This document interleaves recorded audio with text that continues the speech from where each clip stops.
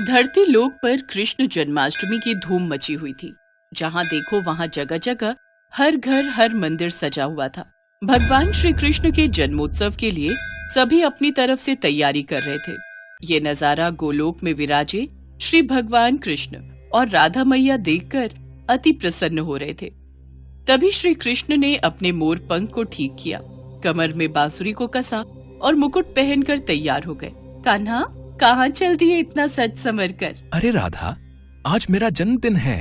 धरतीवासी मेरे जन्म उत्सव को इतनी धूमधाम से मनाते हैं। मन में विचार आ रहा है आज अपने भक्तों की परीक्षा ली जाए, इसलिए धरती लोक में भ्रमण के लिए जा रहा हूँ। अच्छा, फिर तो मैं भी तुम्हारे साथ चलूंगी। तुम्हारे बिना तो मैं अधूरा हूँ राधे।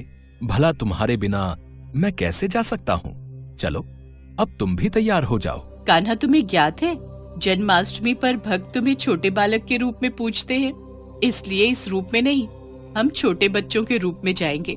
ये भी उत्तम रहेगा। राधा कृष्ण दोनों धरती लोक पर जाने ही लगे कि तभी कृष्ण के सारे सखा वहाँ आ गए। अरे वाह कान्हा, तुम्हारे जन्मदिन का आयोजन और तुम अकेले अकेले ही जा रहे हो।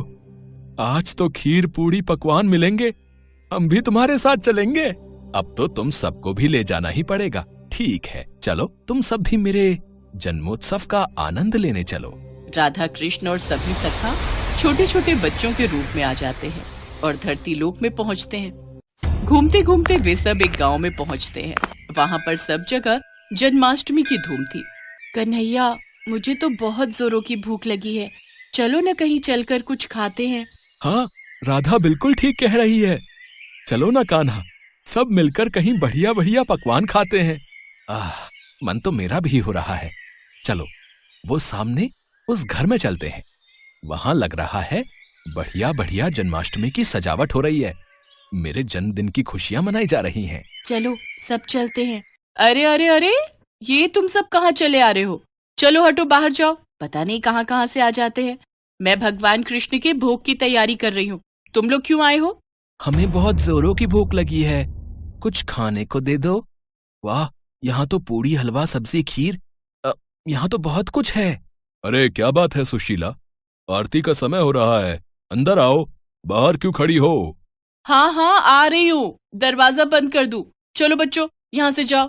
कान्हा, इन्होंने तो द्वार बंद कर लिया। अब हम क्या करें? हम सबको बहुत जोरों की भूख लग रही है। ये कैसी बात हुई?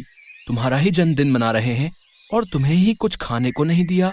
अरे सुदामा, इन्हें थोड़ी पता है कि मैं वास्तव में कृष्ण हूँ। ये तो मुझे एक साधारण बालक समझ रहे हैं। कोई बात नहीं सुदामा, कोई तो होगा जो हमें इस रूप में भोजन देगा। चलो और कहीं देखते हैं। राधा कृष्ण और सभी बालक बालिकाएं कुछ और जगह पर भी गए, पर वहां भी आरती और पूजन चल रहा था। कहीं भी उन्हें खाने को कुछ नहीं मिला। वे चलते चलते थक गए। मानव शरीर धारण किया है तो इतनी भूख तो सहन करनी ही होगी। बस एक आखिरी द्वार और खटखटाते हैं। अगर यहाँ नहीं मिला तो हम वापस गोलोक चले जाएंगे। ठीक है कान्हा, चलो इस घर में ही चलते हैं। थोड़ी और खीर दे। तुझे जब पता था कि मंदिर में खीर का प्रसाद बट रहा है तो तू थोड़ा ज्यादा नहीं ला सकती थी? माँ जी, मंदिर में बहुत भीड़ थी, बड़ी मुश्किल से नंबर आया तो मैं बस ये थोड़ा बहुत ही प्रसाद ला पाई। अरे अम्मा, खा लो ना। वैसे भी खीर खाए कितना समय हो गया। मजदूरी करते करते हाथों में छाले पड़ गए हैं। हमारी तो ऐसी किस्मत ही नहीं कि हम रोजाना ऐसी खीर पकवान खा सके। हाँ हाँ बेटा, ये ले, तू और ले ले। थोड़ा प्रसाद बचा है, मैं खा लेती हूँ। माँ, हमें बहुत भूख लगी है, कुछ खाने को दे दो। ये लो, पहले ही थोड़ी बहुत खीर है, उसमें से भी ये बच्चे भी मांगने आ गए। कुछ नहीं है यहाँ, चलो जाओ यहाँ से। रुको माँ, मैं दरवाजा बंद करके आता हूँ। सुनिए, आज जन्माष्टमी का त्योहार है, भगवान कृष्ण का जन्मदिन। ये बच्चे उन्हीं के रूप में लगता है झांकी लेकर निकले हैं। हो सकता है इन्हें रास्ते में भूख लगाई हो। थोड़ी सी खीर है मेरे पास, इन्हें दे देती हूँ। ऐसे द्वार पर आए बच्चों को भूखा भेजना मुझे ठीक नहीं लग रहा। माँ ये लो, तुम मेरी खीर भी इसमें से ले लो, मुझे इतनी सारी नहीं खानी। माँ, मेरे में से भी ले लो। अगर तुम अपनी दे दोगी तो तुम क्या खाओगी? राधा, इन बच्चों में अपनी माँ के प्रति कितना प्रेम है, हमें इनके लिए कुछ करना चाहिए। हाँ कान्हा, देखो तो, इन्होंने अपनी सारी खीर हमें परोस दी। कैसे पागल हो तुम तीनों। बताओ, अपने हिस्से की खीर इन बच्चों में बांट रहे हो। इतनी मुश्किल से तो ये थोड़ा प्रसाद मिला था। अब तुम दोनों बच्चे कान खोलकर सुन लो, मैं अपनी खीर में से एक भी निवाला नहीं दूंगी। ये लो बच्चों, ज्यादा तो नहीं, थोड़ी थोड़ी खीर है, ये खा लो। बस इतनी सी खीर, इससे तो हमारा चींटी जैसा पेट भी नहीं भरेगा। एक काम करो, थोड़ी और खीर ले आओ। दादी, थोड़ी सी अपने में से दे दो ना, आज वैसे भी भगवान कृष्ण का जन्मदिन है, हमने भी तो नहीं खाई ना, हमने भी इनको दे दी। अब क्या करूं, तुम लोग इतना जोर दे रहे हो तो ये लो, थोड़ी सी मेरे में से भी दे दो। सावित्री, ये ले, थोड़ी मेरे से भी ले ले, फिर बोलेगी मैं अकेले अकेले खा गया। सावित्री के परिवार के लोगों की ऐसी सोच देखकर राधा कृष्ण मन ही मन बात करने लगे। कान्हा, यह तो बहुत थोड़ी खीर है, कुछ करो, इन सबको भी तो खीर खाने का मन है। अगर हम ये सारी खीर खा जाएंगे तो ये लोग क्या खाएंगे? चिंता मत करो राधे, इस परिवार के सदस्य भूखे नहीं रहेंगे। हमने यहाँ खीर खाई है, और मेरे जन्मदिन के उत्सव पर ये खीर ना खाएं, ऐसा हो ही नहीं सकता। बताओ, इतने मन से मैं खीर खा रही थी, सारी इन बच्चों को दे रही है, क्या कर सकते हैं। दादी, खीर खाओगे? देख, मजाक उड़ा रहे हैं बच्चे, और दे खीर। अरे जब तुम्हें दे दी सारी खाने के लिए तो हम क्या खाएंगे, खाली बर्तन? दादी, आज कान्हा का जन्मदिन है। कान्हा को जब आप अपने हिस्से की खीर दे सकते हो, तो कान्हा क्यों नहीं दे सकता? अभी रुको, मैं आपको ढेर सारी खीर देता हूँ, फिर आप भी खाओ और पड़ोसियों को भी खिलाओ। माँ जाओ, घर में जितने भी बर्तन हैं वो सब। बहू, अब छोटे बच्चे मजाक करने में बाज नहीं आएंगे। वैसे ही मुझे इन सब पर बहुत गुस्सा आ रहा है। सिर्फ तेरे कारण चुप हूं, वरना मैं इन्हें कब का भगा देती। ये लो बच्चों, पता नहीं आज तुम सब क्या खेल खेल रहे हो। देखती जाओ माँ, आओ बच्चों, तुम भी देखो। फिर क्या था, सावित्री बर्तन रखती जाती और कृष्ण जी उसमें खीर भरते जाते। देखते ही देखते सारे बर्तन खीर से भर गए। ये चमत्कार देखकर सब लोग दंग रह गए। बहू, हमारे भाग्य धन्य हो गए, ये तो साक्षात कान्हा पधारे हैं। हाँ, माखन चोर नंद किशोर हमारे द्वार आए हैं, खीर से हमारे पात्र भर दिए। हे कृष्ण मुरारी, अपना रूप दिखाओ। हे राधा मैया, अपना रूप दिखाओ, हमें दर्शन दो। सबकी प्रार्थना सुनकर राधा कृष्ण अपने रूप में आते हैं। उनके साथ साथ सुदामा और सभी सखा भी अपने रूप में आ जाते हैं। इतना सुंदर दृश्य देखकर सावित्री और उसके परिवार में सबकी आंखों में आंसू आ जाते हैं। माँ, ये सत्य है कि जो भी भक्त भूखों को भोजन कराता है, प्यासे को पानी पिलाता है, खुद भूखा रहकर घर आए भूखे जरूरतमंद को अपने हिस्से का निवाला देता है, मैं उसकी सहायता अवश्य करता हूँ। हम तो धरती पर भक्तों की परीक्षा हेतु आए थे, और यहाँ इतने प्रेम से खीर खाकर मन प्रसन्न हो गया। कान्हा, आज जन्माष्टमी का पावन अवसर है और इन सब ने हमारी बहुत सेवा की है, तो इन्हें उस सेवा का फल हमें जरूर प्रदान करना चाहिए। हाँ राधे, अवश्य, हम इन्हें इनकी सेवा का फल जरूर देंगे। और फिर जहाँ जहाँ राधा कृष्ण ने हाथों को आशीर्वाद स्वरूप घुमाया, उस जगह धन के भंडार भर गए। सावित्री की छोटी सी टूटी फूटी झोपड़ी महल में बदल गई। उनके जीवन में सारे सुख वैभव आ गए, गरीबी और दरिद्रता दूर हो गई।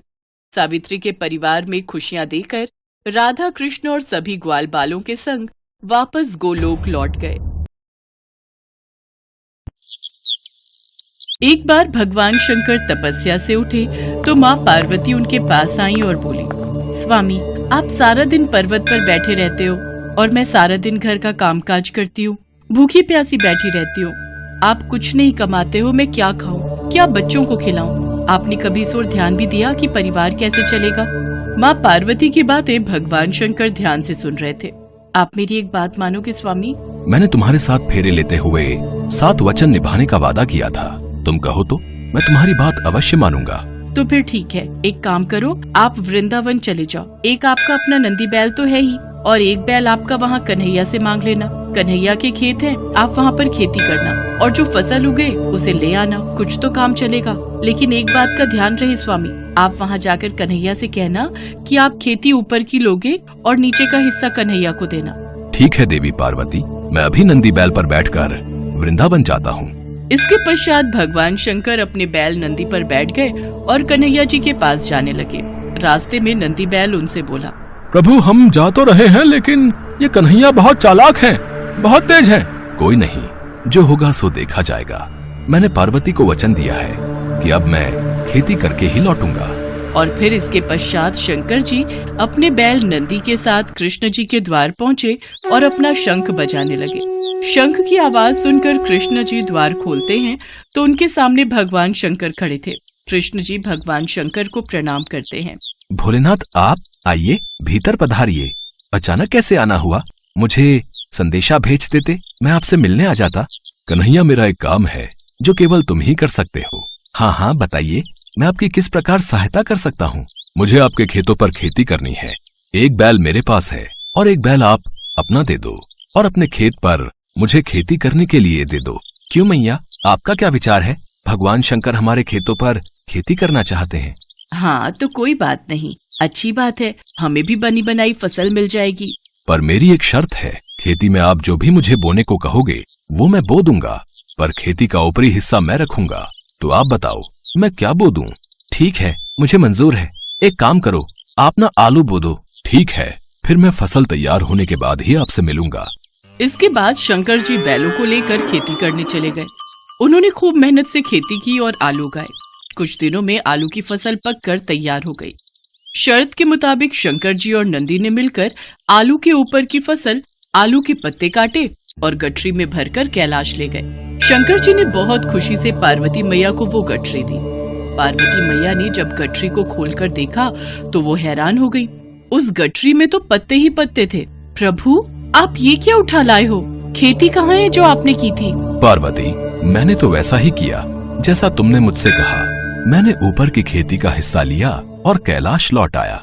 मुझे कुछ नहीं पता प्रभु, अब मैं इन पत्तों का क्या करूं? ये पत्ते किसी काम के नहीं हैं। अब आप दोबारा जाओ और दोबारा खेती करके लाओ।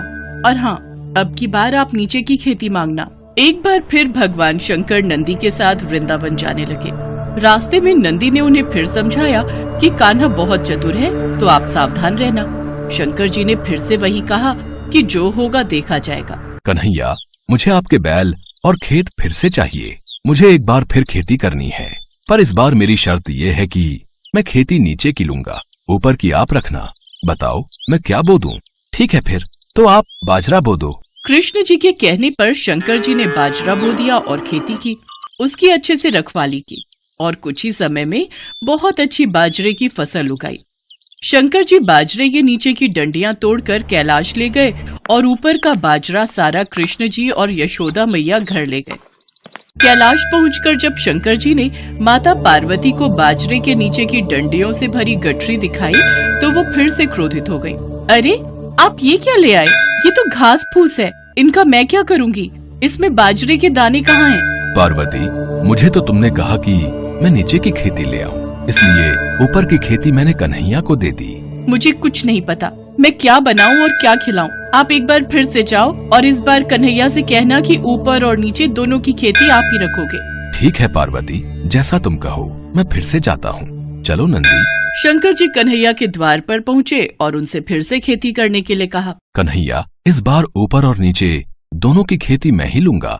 बताओ मुझे क्या बोना है? ठीक है, इसमें मुझे कोई आपत्ति नहीं है। आप इस बार मक्का बोलो। इस बार आप ऊपर और नीचे की खेती ले लेना और जो बचेगा वो मैं रख लूंगा। शंकर जी फिर से खेती करने लगे।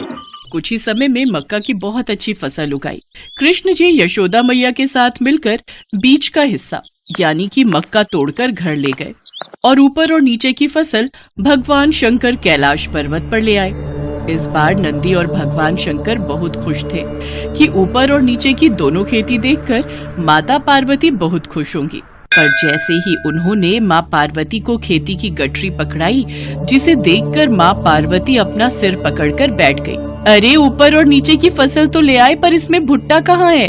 पार्वती, तुमने ही तो कहा था कि ऊपर की और नीचे की खेती लेकर आऊं, इसलिए मैं ऊपर और नीचे की खेती ही तो लेकर आया हूँ। अब मैं भोला भाला, जैसा तुमने मुझसे कहा मैंने वैसा ही किया। तभी कृष्ण जी आते हैं।